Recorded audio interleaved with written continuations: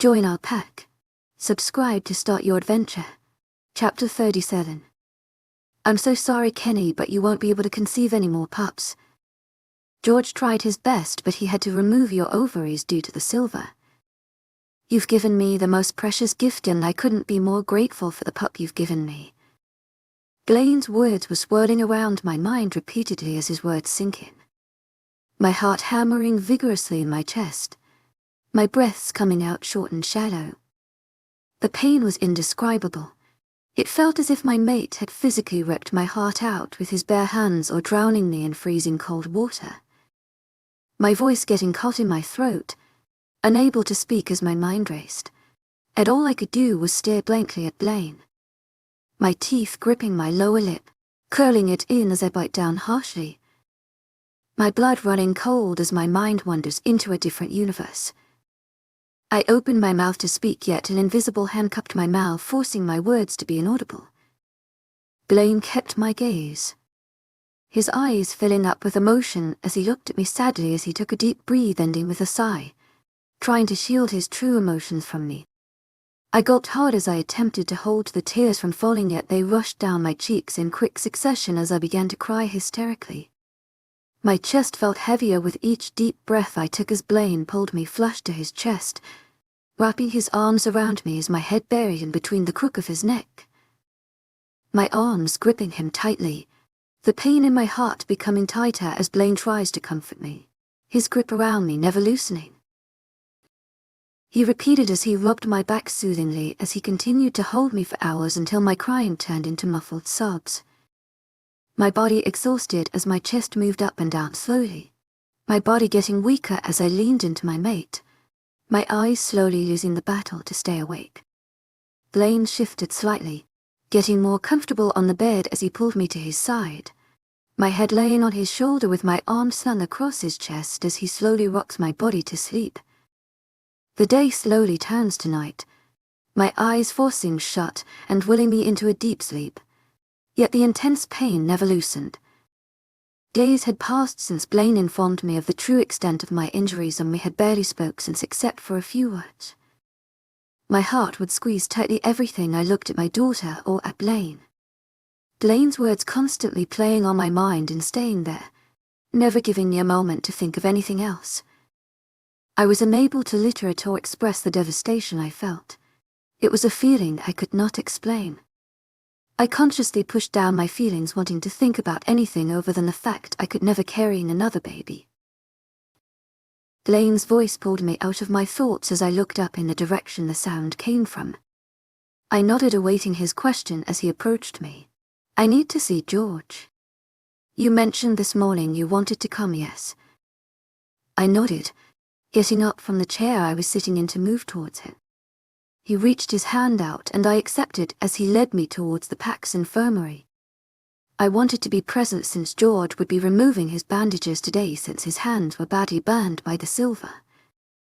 Approaching the infirmary door, Blaine pushed it open, motioning me to walk in first. George greeted us both respectfully before gesturing Blaine to sit down as I took the seat beside him. You're going to have quite prominent scarring, George said as he walked towards the sink and washing his hands after examining Blaine's injuries. It had been 3 days since the attack, and thankfully his hands recovered quite quickly, especially since he was burned with silver. Blaine had commented that although his burns are no longer painful, they were still slightly sore. With the silver now out of his system, his body was able to recover, yet he will forever have deep scarring across his hands as werewolves were unable to completely recover from the effects of silver. The silver had caused a lot of damage, yet Blaine didn't seem fazed. This isn't the first silver scarring I've had. His words echoing into my mind as I thought about his chest and back. The thick and thin lines of silver painting his body, scars he's carried since he was a child. A constant reminder of his father. I looked up and noticed a worried frown on George's face as he stared at my mate. I'm not going to replace the gauze, but you must be careful and make sure you don't put too much pressure on your hands for a while. Blaine nodded in acknowledgement. I'm just thankful I didn't lose my little finger. He pursed his lips, a small smile on his face. We were all very concerned as George had noticed that Blaine was getting an infection a day after the attack. Thankfully, George managed to save it by pumping fluids into Blaine's system. His hands were now scattered with thick jagged pink and white lines as his flesh attempted to fix itself from the damaged tissue and skin. George gave us both a small smile. Are they still sore? They can be. Blaine admitted as George walked towards his computer, filling in the details of Blaine's appointment, wanting to keep detailed records as he did with every pack member. They probably will be for a few more days. They do need air now, and that should help speed up the process. Blaine stood up and walked towards me, grabbing my hands. We both thanked George before we left to head home. Lena and Liam were looking after our daughter for the day. The walk back was quiet as it had been for the past few days, both stuck in our own thought. Blaine had told me about the attack and how he killed both Alexander and Melissa. I was taken back by the brutal way he had killed Melissa, but I accepted it regardless of my stomach clenching at how he took their lives.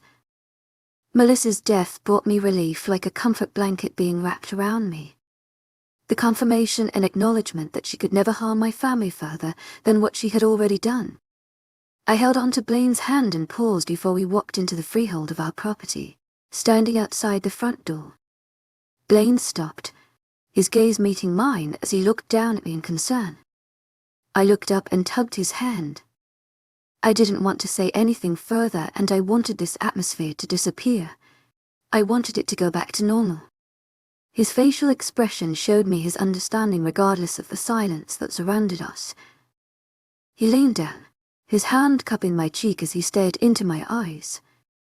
I sighed and leaned in, letting my head roll to the side as my eyes fluttered shut from his touch.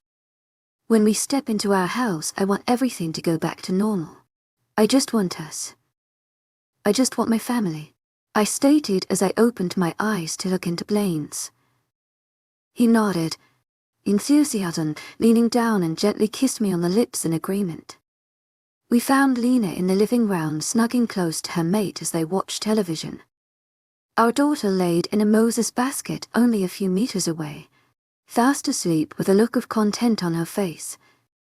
Blaine carefully lifted her up into his arms as we headed upstairs to relax.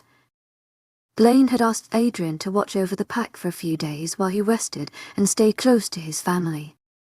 But are you going to deal with the rogues? Have you decided what you want to do? I was interested in his answer. Blaine had surprisingly not killed them that day and instead decided to spare their lives and had kept them locked up in the pack prison. I sat on the bed as Blaine placed a daughter next to us on the bed, laying her comfortably in a blanket. I'd only spared them so I could get details out of them, he said, confirming my suspicions. I want to have confirmation on whether to trust Alexis and whether I should be expecting anything else. She seems to be fitting in well with the pack. I commented. Alexis had been making a lot of appearances around the pack and Lena seemed to really like her son's mate. I find it convenient that Alexander picked that moment to attack right after we caught Alexis along with a few other rogues. I need to confirm for my pack and Beta that she is not a traitor or a safety risk to our territory. Blaine's words were harsh and he seemed on edge about the situation. What if she is lying?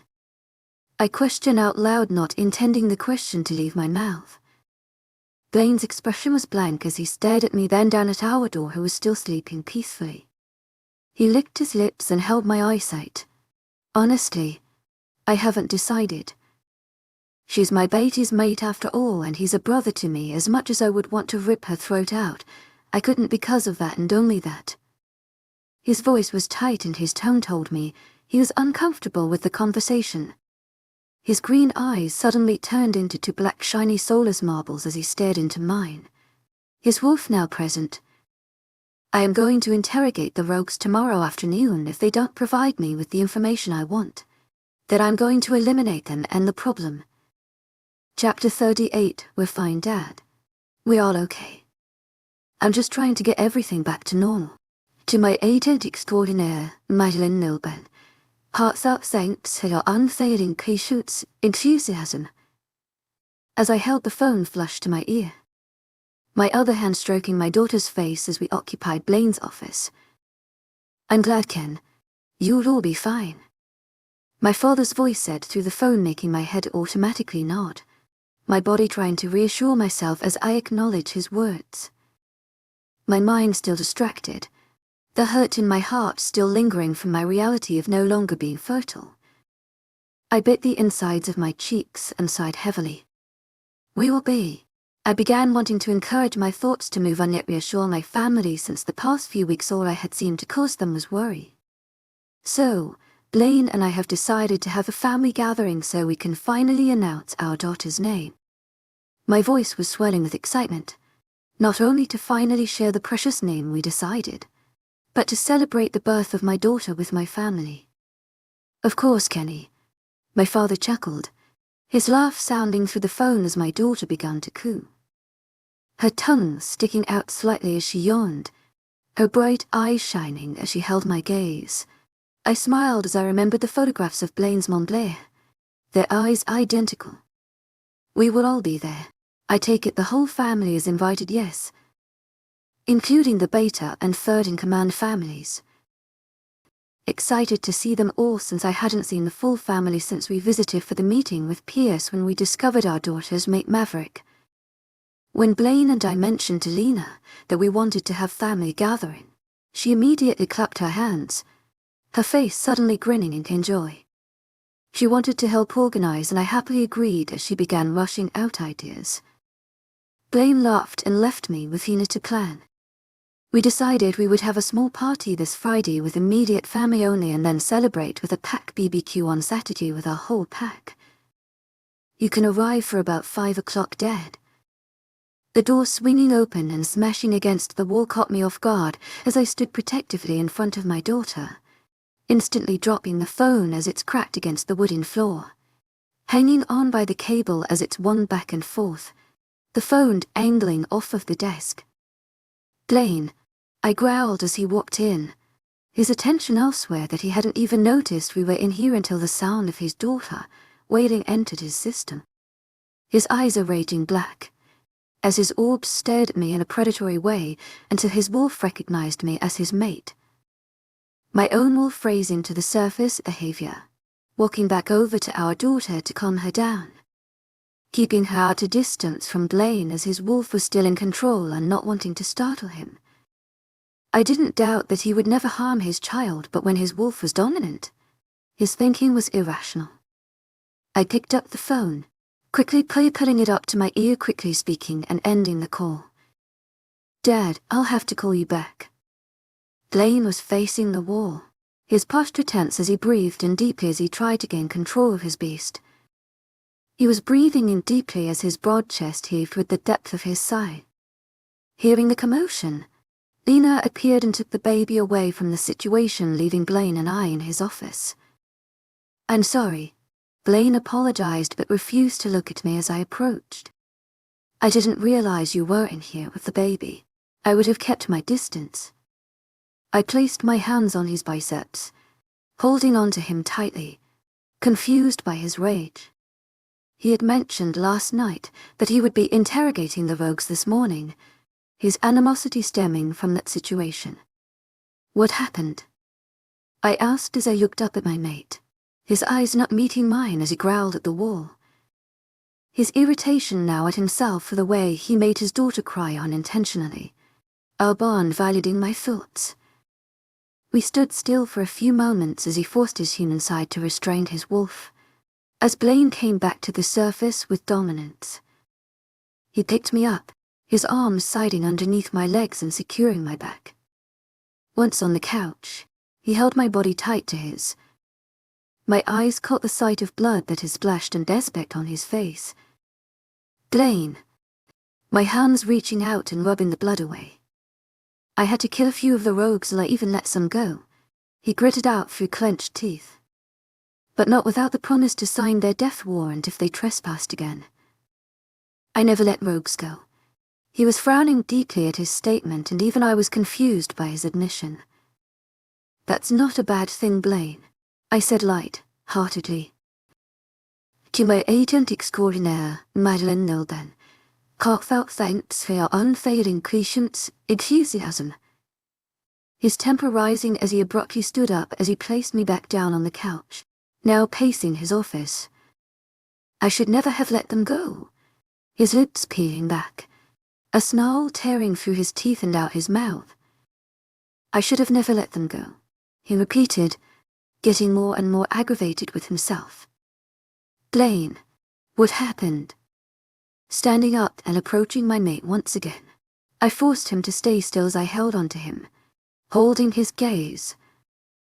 The rogues confirmed a few tales, Blaine said, standing still and dangerously tense as his muscles tightened underneath my fingertips. Alexander only attacked as he realized we had thrown a few of his rogues in cells and he was concerned that his numbers had lowered, so he attacked before he was ready. I smiled slightly at him, then frowned. But that's a good thing, isn't it? It means Alexa's innocent. It does, but her brother wasn't cooperating and was insistent that Alexander was in his right to attack. He told me that if he was to leave, he would attack again due to his loyalty to Alexander. I sighed deeply, knowing exactly what Blaine had done. Alexis had mentioned how Alexander had helped save their sister from a dangerous situation. She hadn't expressed or confirmed exactly what had happened, but it was clear her brother's loyalty was because of that. You killed him? Yes, he nodded, his lips in a thin line. I held my breath, not wanting to express my feelings to Blaine. I understood why he'd done it. Does Adrian know? I leaned away slightly, only then noticing Adrian standing at the opening of the door. I do. Alexis knows and she is devastated, but understands. Her brother hasn't been himself for years, ever since his mate died. He had allowed his wolf to take control while his human faded into the background. Alexis said he had become a shell of a person. He was weak and slowly killing himself. The tension in the air was heavy. Both their wolves were on edge as they stared at one another. I only nodded, wanting to change the subject from Alexis's brother and onto the rogues. Why did you let some of the rogues go? I was curious and taken back. Blaine never allowed rogues to live. It was completely against his rules. The ones who willingly gave information, I let go, and I even. Blaine shook his head, then run his hand through his hair. I even let a few stay and become a member of the pack. I physically leaned back, my head tilting up to stare at him in shock, my eyes widening. Worried that I had her drawn, I turned to look at Adrian, who had a smirk on his face, amused at my reaction. You did? Yes, he grumbled, his eyes flickering back and forth with his wolves. I grinned at my mate. He was still the most ruthless alpha, but his brutal mentality was slowly fading, his decisions more thought out. I'm proud of you. The smile stayed on my face as I held on to him.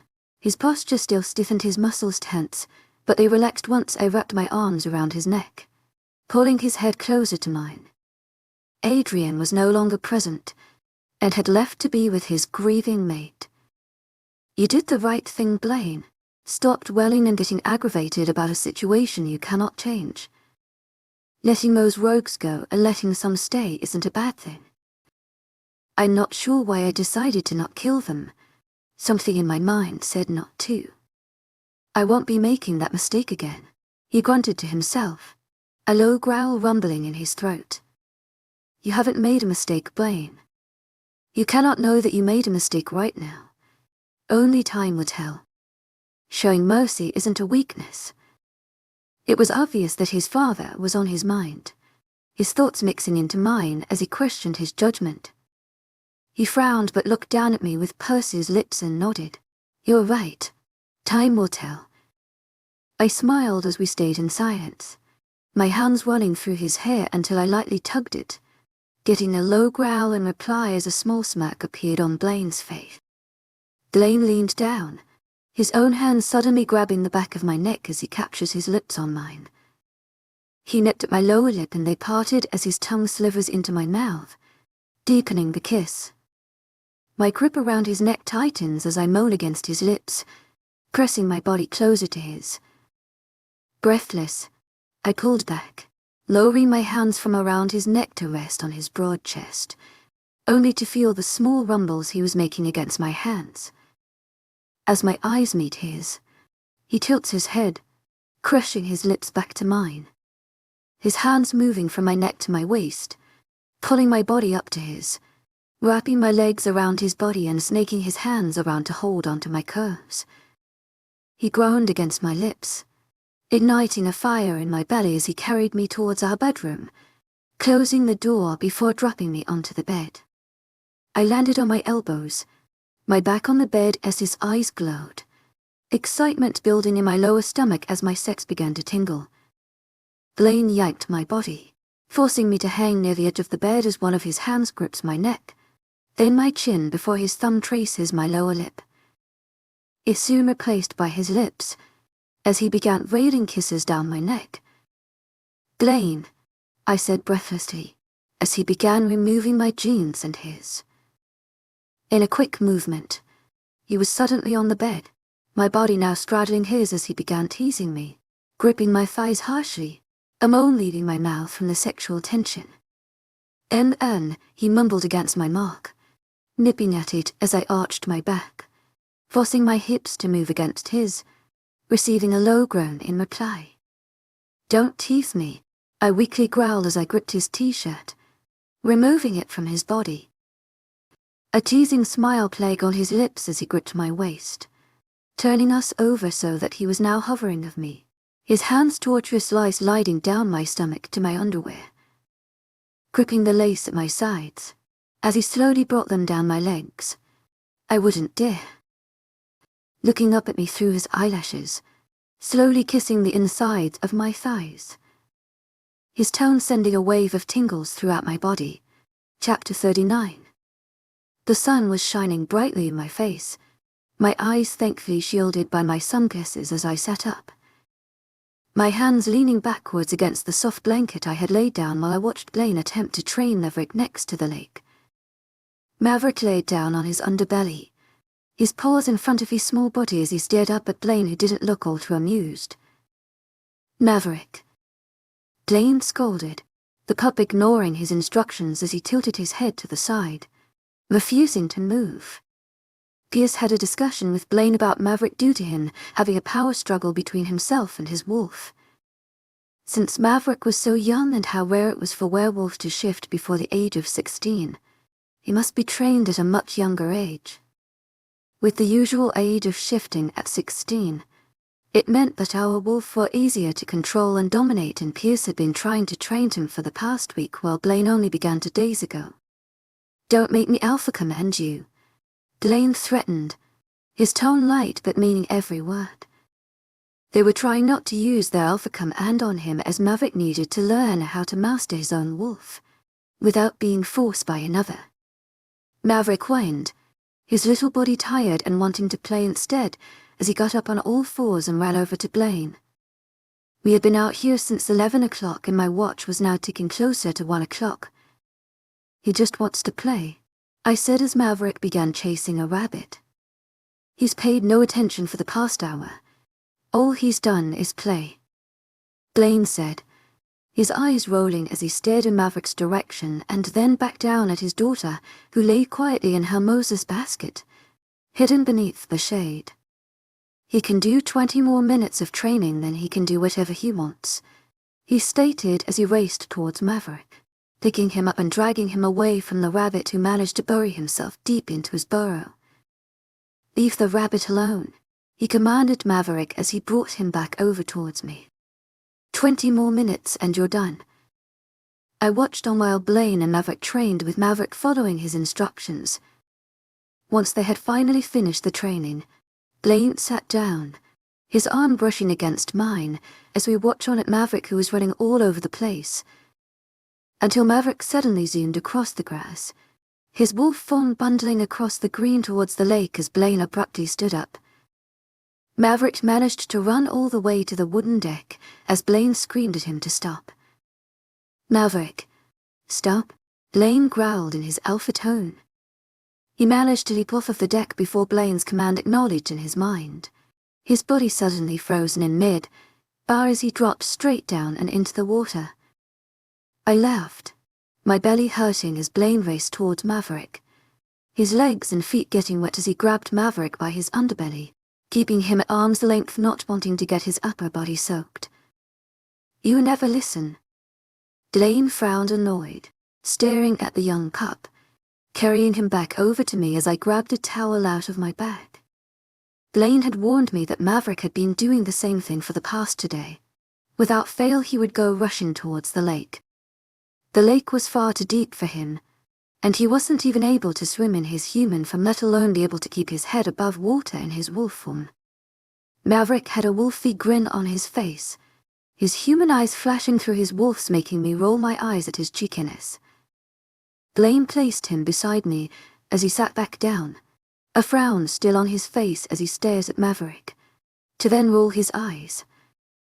You look like a wet dog and you smell like one too. Maverick growled, his wolf not amused at Blaine's comments until he jumped on Blaine, getting his clothes soaked. His shirt now dripping with water and muddy paw prints. You are a pain in my ass, Blaine. I hissed before he could use any more colorful words in front of the children. Blaine sent me a teasing smirk, in reply as I narrowed my eyes. He moved Maverick off of him before grabbing the towel and throwing it on top of his head, watching unamused as Maverick struggled to get out of the darkness. I laughed, shaking my head as I stood up to remove the towel and stopping Maverick's struggle. Shift, Maverick, I commanded, and he instantly listened, shifting with me, quickly wrapping the towel around his body.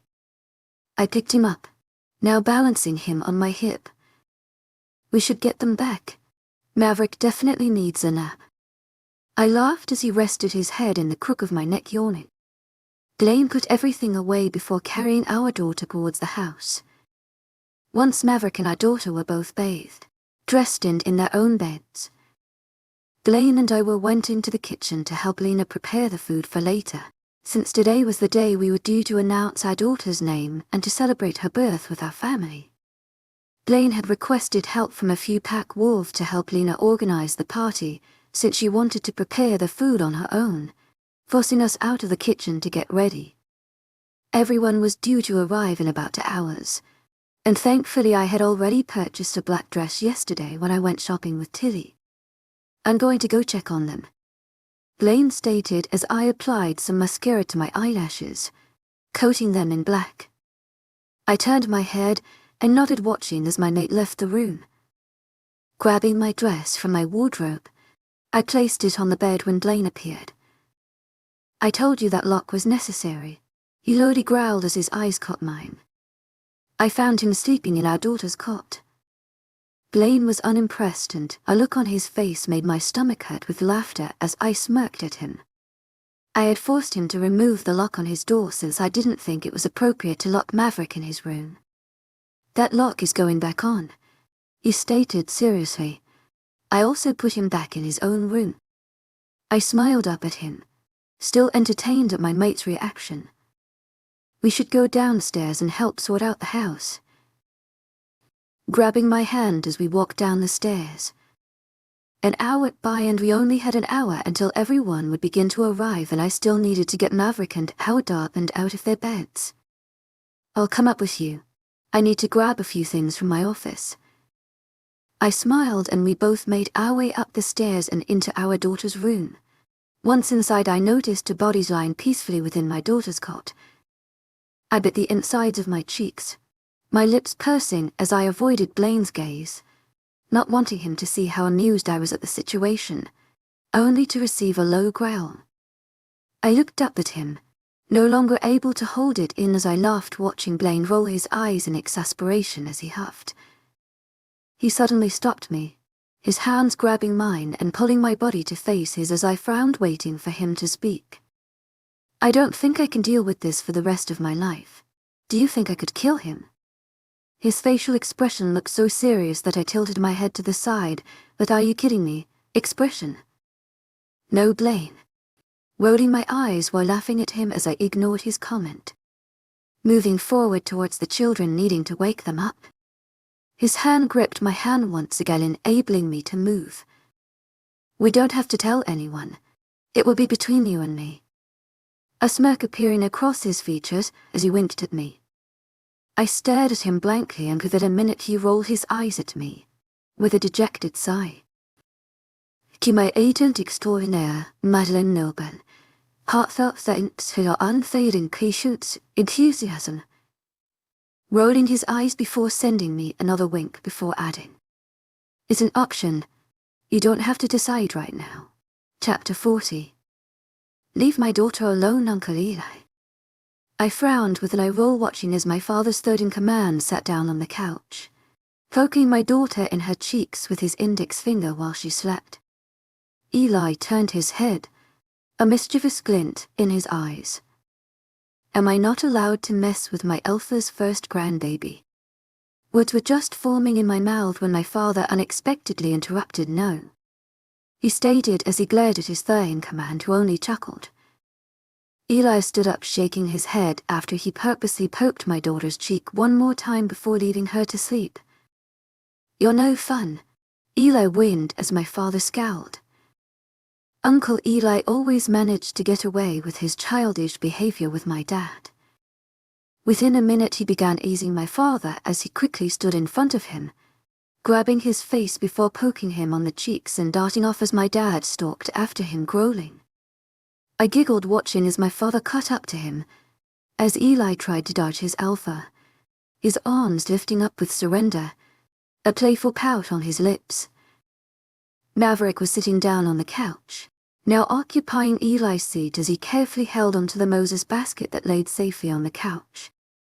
Moving around to sit on the seat next to Maverick, I smiled, pulling him close to me as we both admired my daughter, his back against me. After a few minutes, his head leaned up, forcing mine to look down in his direction, pulling back slightly so I could see Maverick's full face. I raised my eyebrow at him, waiting for his question. Can I hold her? I promise not to drop her. He whispered hopefully, as he waited impatiently for my answer as his eyes never swayed from mine. Moving round to place Maverick back against the back of the couch, his legs now stretching and in a safer position. I carefully picked her up, placing her into his arms, showing Maverick how to hold her securely as she gently wiggled at his arms, making him grin as he held onto her tightly, yet with as much care as possible. Be careful of her head. Be very gentle, I commanded as I sat next to him once again, being cautious and alert. Within the hour, everyone had arrived and I found myself still sitting on the couch as Ava and Pierce joined us. My siblings racing around the house as my mom helped Lena in the kitchen. To my agent extraordinaire, Madeleine Noble, heartfelt thanks for your unfailing patience, enthusiasm. They were discussing their pack when Blaine and Benjamin appeared. Stop hugging her. Blaine laughed as he went to grab his daughter from Maverick, who whined and frowned at the movement. You see her all the time, Blaine said before placing her into Benjamin's arms, who seemed surprised, but the look quickly faded as he began rocking her gently. She's so beautiful, Ava complimented with a huge smile as she looked up at Benjamin, who nodded in reply with a grin of his own. We all laughed except for Blaine, who huffed when Maverick began nodding his head frantically. Don't forget we still have that option, Kenny, Blaine said, which I frowned confused until I remembered his words from the other day as I shook my head amused and turned to Ava and Pierce, who both sported confused frowns. It's nothing, waving it off while Blaine smirked. Pierce nodded and shrugged his shoulder, changing the subject. So, what was that thing you wanted to discuss with me, or was it supposed to be private and away from listening ears? Well, it wouldn't be a secret now, would it? Blaine stated, frowning as Pierce smirked. Not when you always open your big mouth. Blaine's words made Pierce chuckle and he shrugged again. But no, Blaine confirmed. I wanted to discuss the potential of our packs merging once Maverick is prepared to take over as Alpha, since we won't be able to pass down my title. We'd like to cast it to Maverick and our daughter. Blaine and I had both discussed this. We wanted to pass the pack down to our daughter and her mate. With Maverick already the heir for Pierce's territory once he turns 18, it made sense to discuss the idea with Pierce. Both Pierce and Ava looked taken back, not prepared for our suggestion as Ava's mouth opened shocked. To my agent extraordinaire, Mylin Noble, heartfelt thanks for your unfailing Creshoot's enthusiasm. She questioned, her eyes lighting up in both shock and surprise. We wouldn't want to give it to anyone else but them. I think it's a great idea merging both packs and definitely should discuss. He nodded in thought and then laughed, looking towards me. Does Gabriel know? He's going to hate that idea since they'll be overtaking him with his title of having the biggest pack and territory in America. I nodded with a grin. He knows. He was just glad it was his granddaughter who would be taking that title from him. If we do decide to merge our packs, we will need to overtake the unclaimed territory that separates our borders. I planned on taking as much as possible but not to your boundary line, but if it goes ahead we could always share a border until they turn 18. It will stop an issue arising when they're older. Blaine had surprised me when he suggested the idea to me the other night, but I understood his concern. With Maverick being an alpha and our daughter's mate, it made sense to hand them our titles. I agree, Blaine. Pierce nodded until he started laughing again, causing everyone to stare at him questionably. I bet you're secretly hating this. We're part of your family now. You excited to live on the same territory as me in a few years. We could be neighbors. He pursed his lips, teasing my mate, who narrowed his eyes, not entertained by his words. You certainly will not be my neighbor. You'll be on the opposite side on my territory, the furthest away you could possibly get. Well, if this goes ahead, it will be our territory. Pierce continued to tease as Blaine's facial expression dropped, sending him a death glare. I shook my head, smiling when Lena approached us, directing everyone into the dining hall since our food was nearly prepared. Before Lena could leave to go back to the kitchen, Blaine grabbed her hand, forcing her to a stop before looking at me. I think we should announce her name before dinner. Blaine stated his words, catching my attention as I placed my daughter's Moses basket next to me while Lena stood smiling next to us. Looking up, I nodded in agreement. We should. Did you want to make a speech or me? We hadn't really discussed how we would do this. We were going to go with the flow and enjoy the moment instead of planning everything out. I'd like to. He confirmed and asked Lena to take a seat next to him so she wouldn't miss the announcement. I smiled widely in excitement, but also slightly relieved. Public speaking had never been my forte.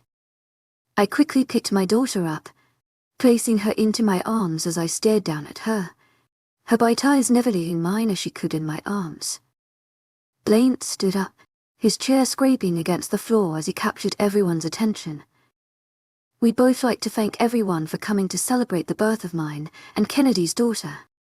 Since I was a child, I had dreamt of my mate and what she would be like, and I couldn't be more blessed to have you. His attention turning to me, making me blush slightly as all eyes were suddenly on me.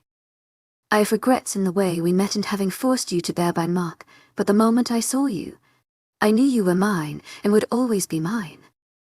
If I could go back and change the way it happened, I wouldn't change the fact that I kicked your dad's ass. He teased as he looked over at my father, who growled at him, causing everyone to laugh. I think you'll rightly remember that I kicked your ass. My father called out loudly, ensuring everyone had heard his reply, glaring over at Blaine playfully. Having been an eyewitness, Eli said, standing up, his hand coming up to lean on his chest and over his heart. I can confirm that Blaine kicked your ass. Eli teased with a wink as he looked down at my father, purposely winding his alpha up, who in return narrowed his eyes, causing everyone to laugh. Blaine continued once the laughter died down. You've changed me, Kenny. I am no longer the scarred alpha that I am known to be. When my father took my mother's life, he stole mine and I was forced to become an adult before I could even be a child. You've given me so many reasons to change, and even more so after you gifted me with the most beautiful daughter. I grinned widely at my mate's words. my hardened wolf aching with love and admiration. I quickly stood up, knowing he was about to announce our daughter's name, but I was excited yet anxious to share my own news. I knew it would mean the world to Blaine.